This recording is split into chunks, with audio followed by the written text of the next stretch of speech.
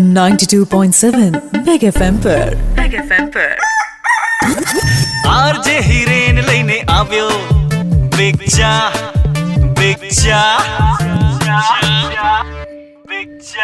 જીડીપીથી direct નહીં પણ indirect વ્યક્તિને અસર પડે છે ને મહારાષ્ટ્ર નંબર 1 પર ને ગુજરાત નંબર 4 પર છે.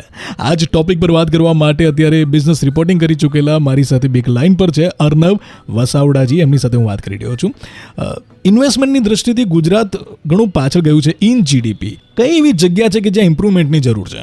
મને લાગે છે ત્યાં સુધી ઇન્ફ્રાસ્ટ્રક્ચર ઉપર વધારે ફોકસ કરવાની અત્યારે જરૂર મને લાગી રહી છે.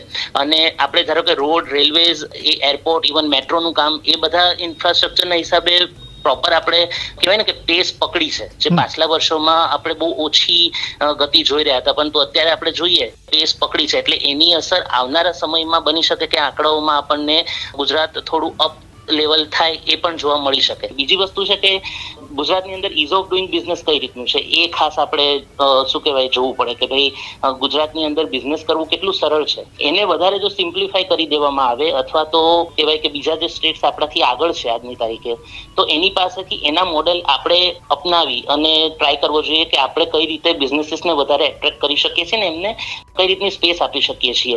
ગિફ્ટ સિટીની વાત કરીએ આપણે તો ત્યાં આપણી પાસે ઘણું બધું પોટેન્શિયલ છે બધી જ રીતે કહીએ તો. જે પ્રકારનું ડેવલપમેન્ટ થઈ રહ્યું છે એને મને લાગે છે કે વધારે વેગ આપવાની જરૂર છે, જેના લીધે ઓવરઓલ સ્ટેટને એનો ફાયદો મળી શકે એ પ્રકારની કન્ડિશન આપણે ત્યાંથી ઊભી કરી શકીએ એમ છીએ. આ જે એક બે પોઈન્ટ્સ છે એના ઉપર જો આપણે ફોકસ જે આપણું છે પણ એને વધારે કહેવાય કે મેન્ટેન કરીને એની ગતિને જો વધારીએ ને તો આમાં આપણે સારી એવી કોમ્પિટિશન આપી શકીએ, સ્થિતિમાં આવી શકીએ.